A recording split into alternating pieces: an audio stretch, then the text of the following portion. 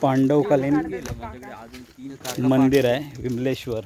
त्यात आम्ही बघायला चाललो आहोत. आमचा ग्रुप काय शाहू बघणार, Shahu Maharaj group.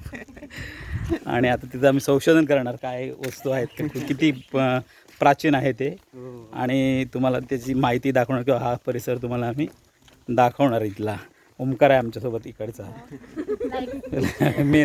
Main boy. Camera shy person. म्हणजे पांडवकालीन आहे.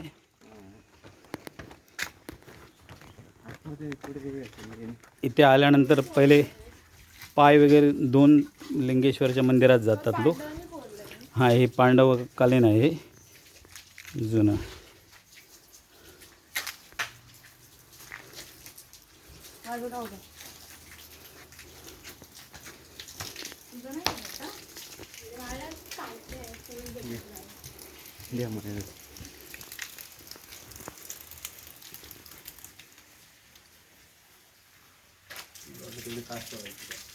हे मंदिरात जाण्या अगोदर पाय धुण्याचा आहे प्रकार,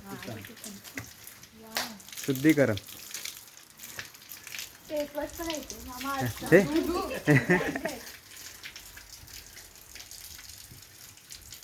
आता आतमध्ये प्रवेश करायचा आहे ना मंदिरात.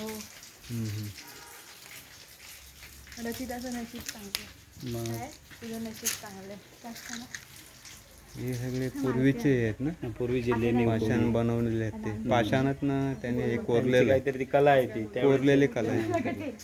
त्यावेळी संस्कृती कशी होती, काय होतं ते दाखवलं जातं त्याच्यामध्ये. प्रार्थना आणि करतात. ही गुंफा आहे गुंफा प्रवेश देते माहिती.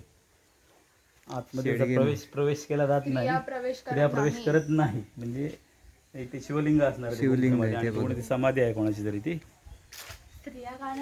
आणि स्त्रिया प्रवेश शंकराचं मंदिर आहे. स्त्रिया का प्रवेश करू शकतात? स्त्रिया करू शकतात, पण पूर्वजांनी जे काही नियम लावले आहेत ना ते आता हे करतात, त्यामुळे शक्यतो नाही जात असं असतं ना. काय ठिकाणी आता शनीश देवाची इकडे सुद्धा स्त्रियांना काय परमिशन नसायची ना, परवानगी. पुरातन काही गोष्टी थोड्याशा आता लोप पावत आल्या आहेत. काय टॉप करू म्हणजे कमी होत आल्या आहेत. आता थोडंसं हे करत नाही. अख्खा दगड होता आणि त्याच्यामध्ये हे कोरीव काम केलेलं आहे. हां, हे आता एका दगडामध्ये कोरलेलं मंदिर आहे.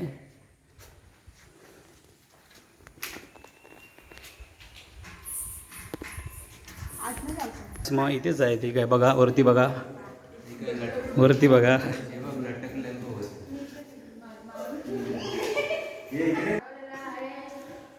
बघा ते बघा आतमध्ये या.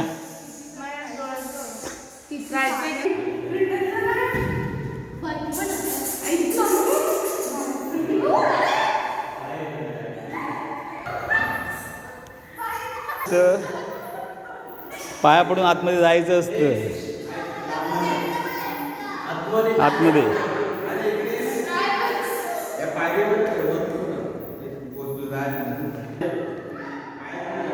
या.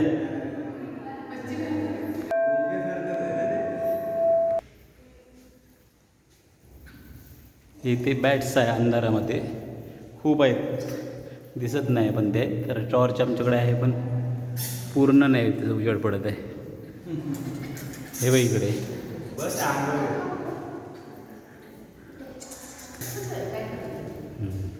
ते तसेच आहेत, ते बाहेर.